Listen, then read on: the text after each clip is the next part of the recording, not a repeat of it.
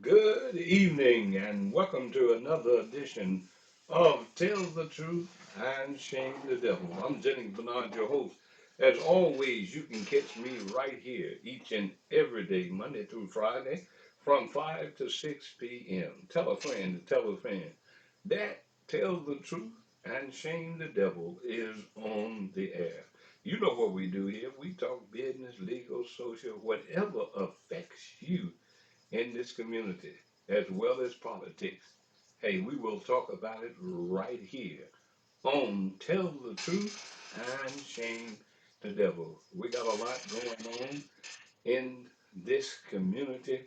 Just before I came on to talk to you, just show you, people keep saying, we don't need the National Guard. We don't need the extra police officers, whatever. Right in front of my home on this street, a car came running down here. I guarantee you, kids were getting out of school from the Newberry Elementary School right up the street there, and all of a sudden, this car come running down the street with all of those kids on the sidewalk like a bat out of hell. I mean, coming. I'm standing there looking in the driveway, talking to my wife, and all of a sudden, boom! And then I said, well, at that time I didn't know. I said, that person is running from the police.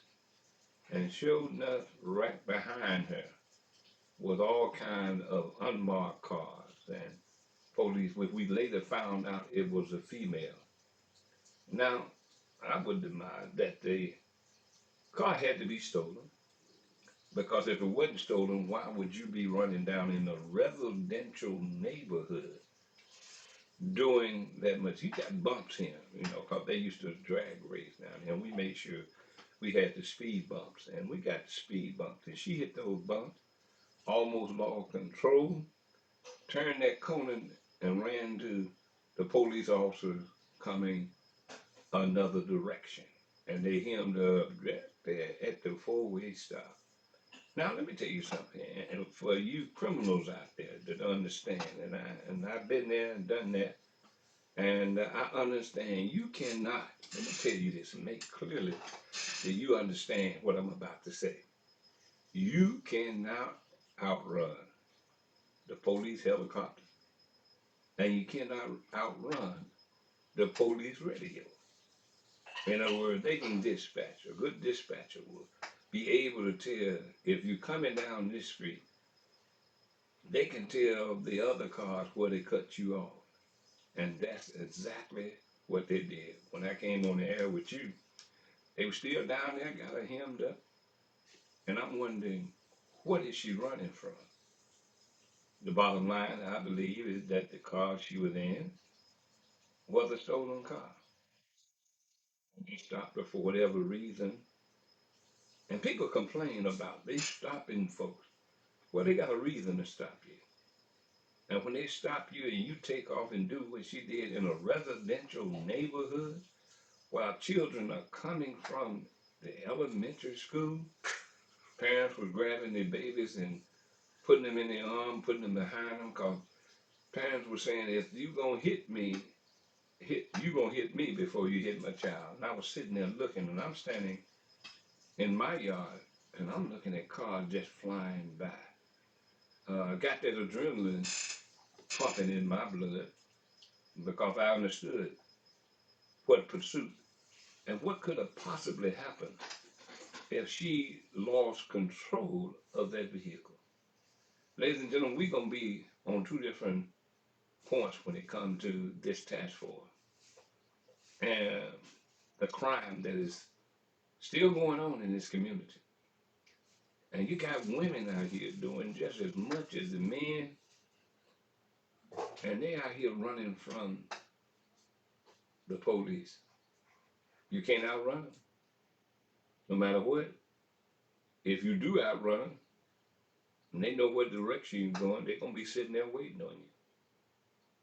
But to those individuals who say that we don't need them here, to those jackleg politicians who filed this suit And as I said to you on yesterday, if they win, if, and that's a big if the judge agreed with these so-called leaders in the lawsuit they filed, don't get excited about the fact that they told the National Guards to leave, but I don't think the president gonna leave even if they tell him to leave because he has an agenda as it relates to having the task force in all of the communities that have a high crime situation. Now I hear a lot of you are saying this, and I got an answer to this. Why are they in the black community? Why are they having police everywhere in the black community? And my question to you, where are the crime being committed? Most of the individuals that are being arrested are people that look like you and I, if you're African American. I often pose this question to you, and I ask the question, what would happen if the violent crime and crimes in general that's being committed by African Americans, what would happen if the crime was not being committed? Would the crime really go down? I would say to you, yes. And I don't feel sorry for individuals who are out here committing a crime. I don't care what your situation is, because a lot of young children could have been killed, hurt today, from what I saw today and what took place. Yes, do I think they should take her, lock her up, and throw away the key? Yes, I do. Because I go beyond you committing a crime. I look at the possibility of you committing murder. Just what if one of those kids happened to be crossing the street and thinking that they could get across the street before the car get up on them? Don't ever try that, because if a car going 90 miles an hour and you think you can run across the street before that car get to you, you got another thought coming. But think about it. As a child want to cross and get on the other side, and they think they can run across. Oh, it's so many things that I saw and witnessed here today that could have went wrong. All because you or whoever committed a crime and you trying to get away from the police, and you can't get away from them.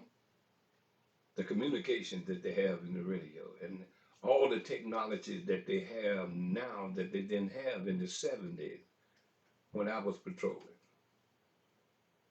in the county and the city. They didn't have that technology. They didn't have the GPS in the squad cars to tell them how to get it to an address, and it would take them to the address. They didn't have the technology where they can put your name into the system, and the system can bring up your driver's license, the picture that you've gotten from the state of Tennessee. It can pull it up on that little thing that look like a handheld computer. They can do all of this now, but yet people are going to be people, and those misguided individuals in leadership will tell you only because they want your vote. They don't care about the Hispanic community. They don't care anything about it. But what they do care about is that if I get them on my side and show them that I'm trying to be on their side, then when come election day, that community will give me some of their votes.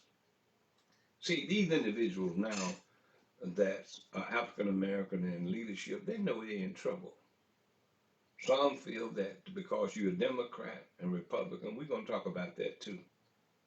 Because last night, the Democrats, wherever there was a election from New York to New Jersey, to Mississippi, the Democrats showed up and showed out last night. And there's more to come in the mid-year come next year. And we're going to talk about that, how things flip and turn.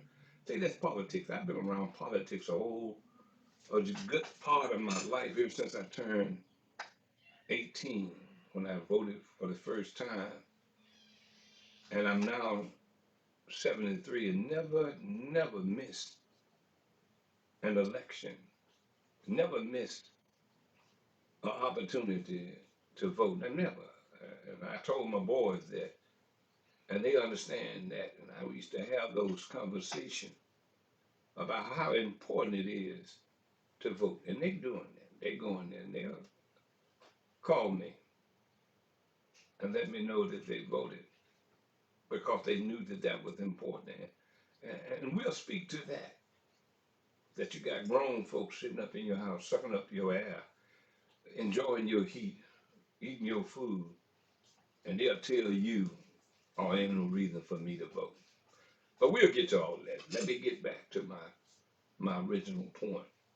First of all, let me say this to all of the individuals throughout this country that won, and most of them were Democrat, that won your respective seats that you were running for. Congratulations to you.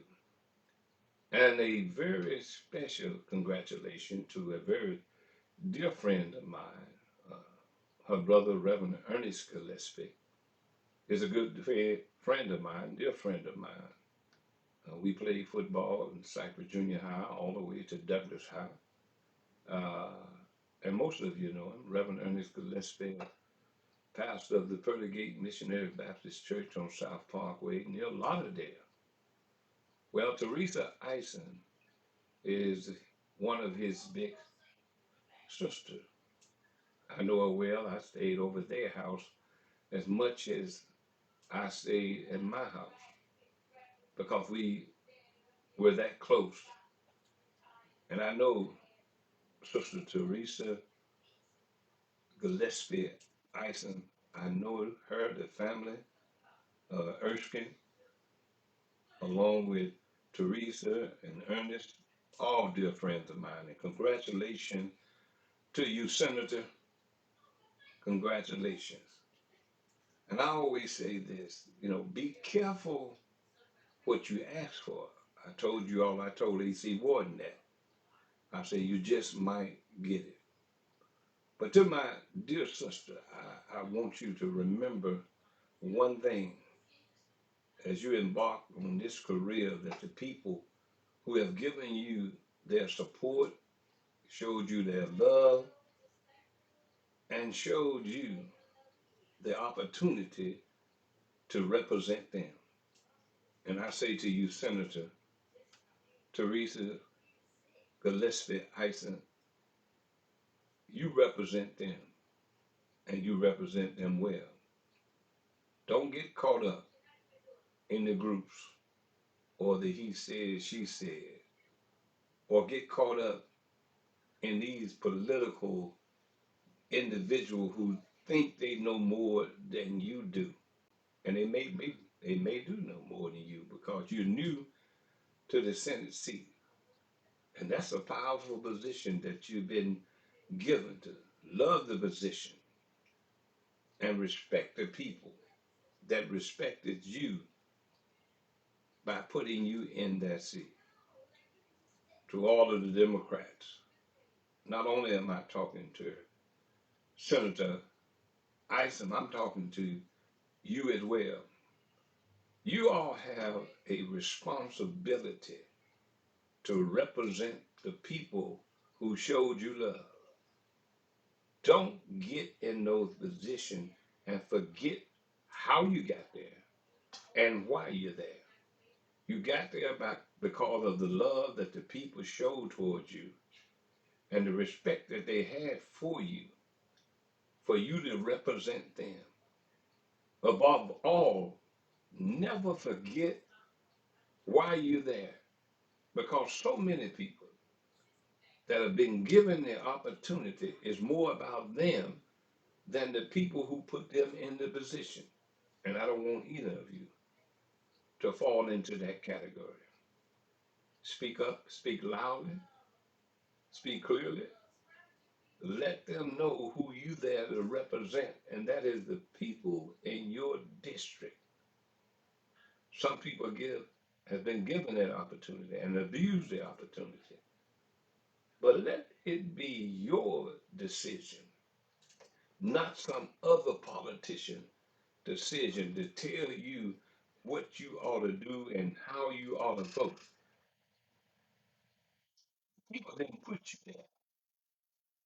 Listen to somebody else's opinion because if you do, they are taking away the authority that the people have given you as a senator, representative. They are in control. In other words, they got the support of your district and their district because they took away your right to vote on behalf of the people. So now they got your district and they got their district. And they'll come to you with that. We've been here a while. This is how we do things. You got to be strong. You got to be tough. In some cases, you have to be independent when it comes to you representing the people. I'm Jennings Bernard, and you're listening to Tell the Truth and Shame the Devil. And let's jump on this for a minute. Uh, Last night, and I want y'all to understand politics. Don't be surprised as to what you saw last night, all the way across this country in different areas. And the Democrats did a spanking last night. And let's tell you why the Democrats did a spanking on the Republicans last night. It's in part about how the White House is running things and doing things that made the Democrats or the Republicans who crossed over to vote for Democrats because they look at what is going on. Government being shut down, and the people that are in control right now of the House and the Senate, Congress, are the Republicans. They control the White House and they control the House and the Senate. So now every blame that can be blamed right now is being blamed, whether you realize it or not, on the Republican. Because if you are large and in charge, yes, the Democrats are holding out for their reason, but they are not blaming the Democrats because they showed it last night. Because the Democrats overwhelmingly won those seats. The governor in Virginia, the governor in New Jersey, and other seats, they won it. And why did they win it? They won it right now because I said to you more than anything that you didn't realize, and most of you realize, and I said to you. When you talk about SNAP, or you call it the food stamps, or whatever you want to call it, it's more white Americans that are on the SNAP than they are black folks. But black folks get the credit of being the one that's getting help from the government. But people don't realize that it's not the black folks that's getting all of the money from U.S. taxpayers. It's the whites who are the majority of the individuals that's getting SNAP, food stamps, aid from the government, whatever you want to call it. It's not the Hispanic that's the majority that's getting this SNAP. It's not the blacks that are doing it. It's not the Asian. You can go on down. It's the majority of white people, middle class, poor, whatever aid you're getting. White people and nothing against the fact that they are getting the aid. I don't have a problem with that. But when you get it confused and say that SNAP or food stamps or whatever you want to call it, it's the majority of black people, you're wrong. Study to show thyself approved workman, workman unto God. That means anything. That means your home. If you study to make your home better before God, you're doing the right thing. But when you say that black folks are the ones that taking the majority that are taking government assisting your tax dollars, you're wrong. And I wanted to point that out to you, and I've done it before. But I want you to understand the misconception that you have when it comes to SNAP, food stamps, or whatever you call it. It is not the African American community that's getting the majority of the aid, that's getting the majority of your tax dollars. It is not. So we got that out the way now.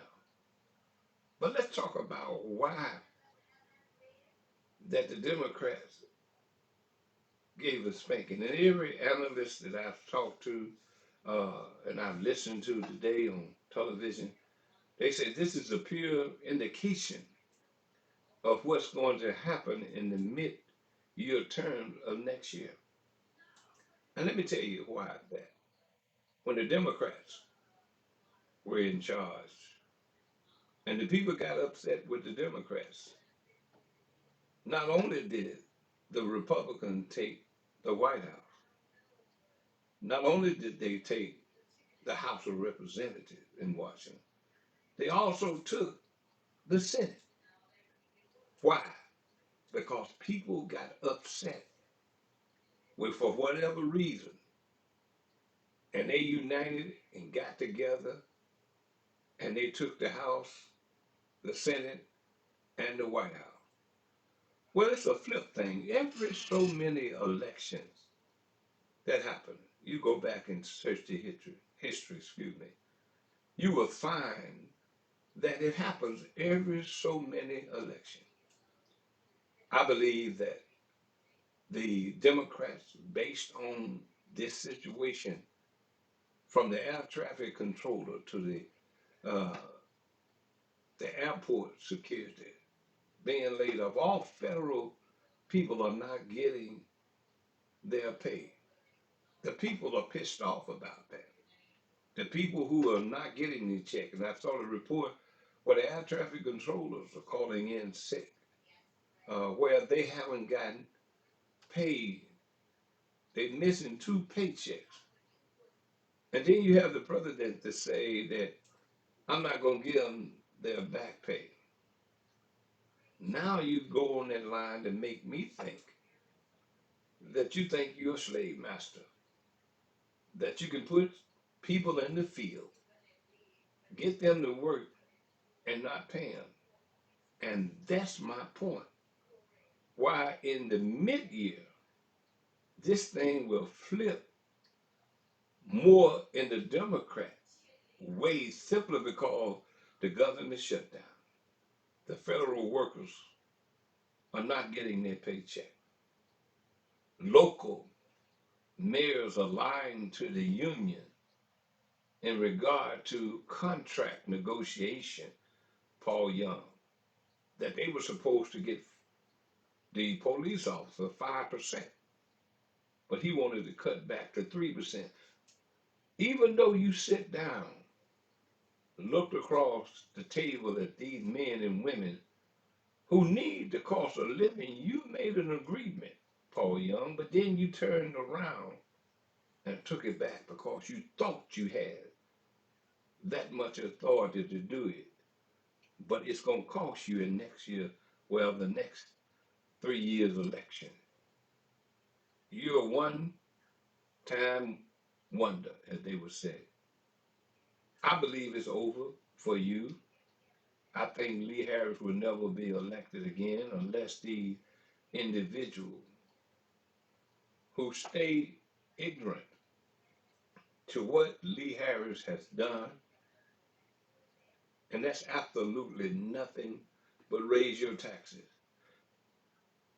It's my opinion, and it should be your opinion because you have been a victim of poor leadership, not only on a national level. And understand, I'm not just saying it's the Republicans or the Democrats.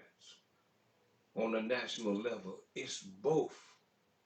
And we did not send them to Washington or put them in the White House to have a government shutdown going into its fourth week. Think for a minute. If you were still working and you got to pay a mortgage, you got to pay car notes, you got to buy food, but because politicians can't do and will not do what you sent them to Washington or send them down to the city council, county commissioner, the school board, they want to do what they want to do, but don't do what you require them to do. That's why the cycle of the Democrats in charge at one point, when they don't do what you want to do, then the Republicans take over. And now the Republicans are in a position that you saw the indication that if it stay on this course, that the mid-year will swing back to the Democrats. So you understand politics, you understand that these things happen. But what the politicians do not understand, when you receive power, what is the thing when you have power, you have an awesome responsibility to have that power, but we will abuse it when we get the opportunity to do the right thing. But it becomes an ego factor that I'm large and I'm in charge and I'm going to do what I want to do. Make sure the billionaires are making more money. It's called greed. And it's called the individual who follow that greed to make sure that you barely can make ends meet, but the billionaires are getting richer and richer. I told you there's a lot of things that I like about the task force and the fact that they're in here. And I'm witnessing today, as I told you earlier, somebody zooming down the street. Why? Because they're trying to run from the police because of the criminal activity that they have just done. And they're trying to get away. And so many people today could have lost their lives, but they want to get away. But I thank God that they are here and we are seeing them in the streets. You know, I go back and forth, went to the doctor because I go to my doctor's appointments just because I get my every 3 month checkup. Went there today, saw police everywhere, and I'm grinning because they are there. Never seen this much force of law enforcement officers panning the city. You would say that, hey, they are profiling individual. If they profiling an individual, which I don't agree with profiling, but if you stop someone, they take off running, you find out they got illegal drugs, they got stolen guns. Because the report right now, they have made over 2,000 arrests. And I got that on my Facebook page. They have found over 100 illegal guns, one way or the other. Either homes were broken into and guns were stolen. They got illegal guns off the street. They got almost 100 children. And then you want to justify, well, say all they were was runaway children. I don't care if they were runaway or any other. They're back where they're supposed to be and then make a difference. And these individuals, no good jokers that would take these young girls and put them out and have them prostituting. And that's how a lot of those people are being, young people are being found. They're in this sex trafficking because they don't know they better. They think they're grown and they get out there and they get caught up and messed up. But I thank God again for the children that have been found, the guns that have been taken off the street, and the criminals that have been arrested. I thank Him and I commend those individuals who are out there away from their families, away from their families to perform the duties that you need them to do. And then you go there talking about you need the security of the National Guard to pick up paper, to help tear down the blights. That's what we pay you fools for by way of our tax dollars. You're supposed to take care of the black. You get $200 million to do the tree trimming, and you didn't use it. Where's the money going? That's been brought up. That's what a forensic audit needs to be done. And I think that's going to come out.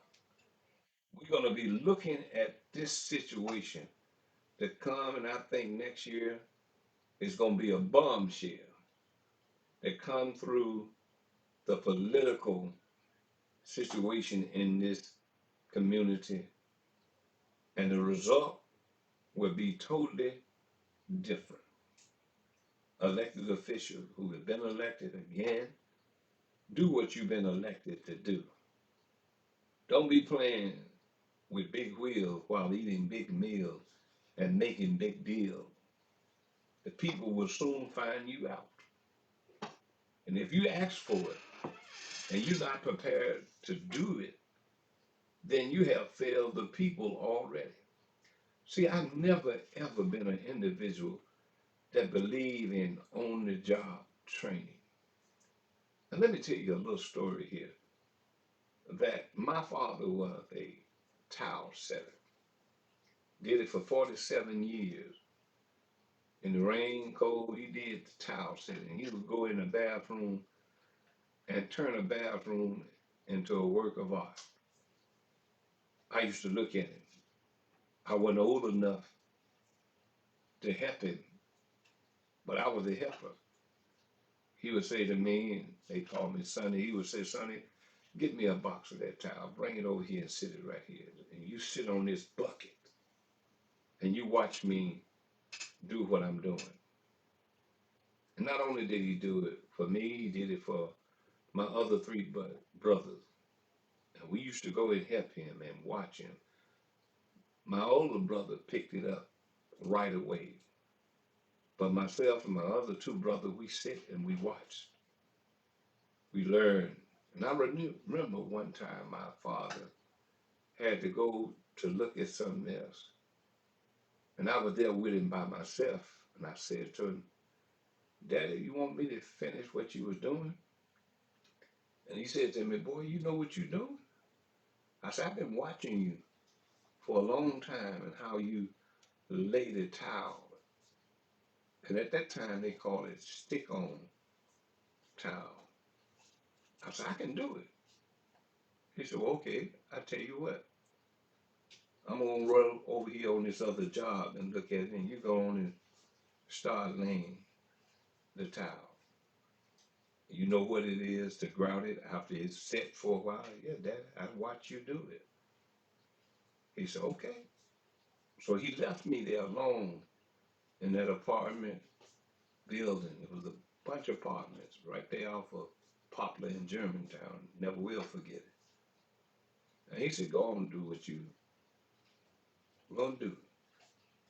Well, because I had watched him and I understood what he was doing, ladies and gentlemen, I finished that bathroom. I did the grout that you see between the towel. I spread it on the wall of the bathroom. After it dried, I took an old Kroger sack they used to do. And some of you towel setters know what I'm talking about. I took it and rubbed it, got it so clear and clean you could see yourself in the towel. So I was sitting there on the bucket drinking a Coke, and he came back and said, "What are you doing out here?" I said, "I'm done." He said, "What do you mean done? You done?" I said, "I'm done, Dad." He said, "Come on, let's go in there." He walked into that bathroom. He looked and saw what I had done because I paid attention to him. And he told me, "You a towel setter." I never will forget the moment that he was proud of me because I understood what it was to do the job. And I told you that story simply because of this.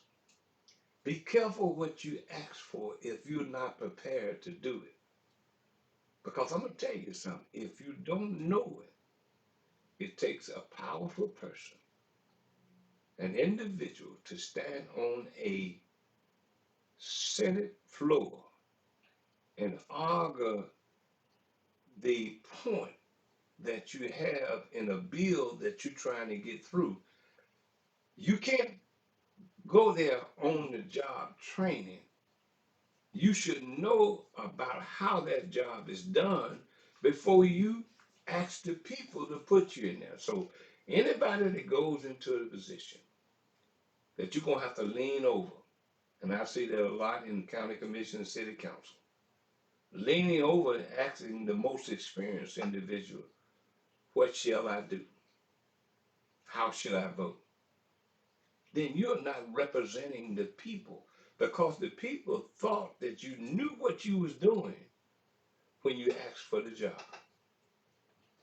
And because you do not know what you're doing and you got to speak on the floor before 100 and others, state representatives or senators, and you don't know how to present the bill, then you are cheating the people. What I used to do in any position that I ran for, whether it was national in Nashville, I went up to Nashville with some of my preacher friends and some of my sheriff deputy friends. We went there and we sat in the Senate chamber and we watched them and we learned from them. And then we looked and said, "Let's go over to the House Saturday." And we did the same thing. I was preparing myself, just like I prepared myself to be able to do a bathroom. And when that time came, I was prepared to lay that towel. If you're running for office, this for every young person that want to do political service or any other service, learn your craft before you ask the people to put you in there. Go in there understanding what Robert Rules of Order is. Go in there understanding protocol as it relates to the Senate and the House. Because when you don't understand it, then you are denying the people who put you in office of good representation. And that's the biggest problem that I see in our elected officials that don't know what it is to be a clerk. Because I was a county commission, people know me, I want to be a clerk now. Or I got another position that I was good at over here over the years, but now I want to go to this position. But I don't know, nor do I have a clue as to what to do in that position. And again, I say to you, if you go in there like that, not knowing what to do in a position that you ask the voters to put you in, then you're not helping the voter. You're hurting the voter. If you go in there and can be persuaded to vote other people's way and not vote the way other people want you to do. And I have to blame the people because they don't call you and tell you how they want you to vote. They leave it up to you. And when you have no experience, you cannot do the job 100%. I'm Jennings Bernard. You've been listening to Tell the Truth and Shame the Devil. It is a short day for me today, to my beautiful wife of 34 years. It is her birthday today, and I want to thank all of my friends who have wished her a happy birthday. And we're going to celebrate her birthday and do something nice. And people often ask her, how in the world did you put up with him for 34 years? Been a long time. But see, y'all don't understand. I'm sweet to the person who is sweet to me. And that's the bottom line. 34 years. Yeah, sometimes I can be a little difficult because I am steadfast on what I believe in and how I believe things should be run. And I remember many times that I pastored, and some of the church members didn't think, and the board didn't think we needed to do that. I would say, okay, I'm going to step back. But they had to come back to me because of the wisdom, the experience, and the knowledge I had. And I told them that wouldn't work, but this would work. And when they found out, real quick, they would come back and say, Pastor, uh, we need to do it your way. And we did.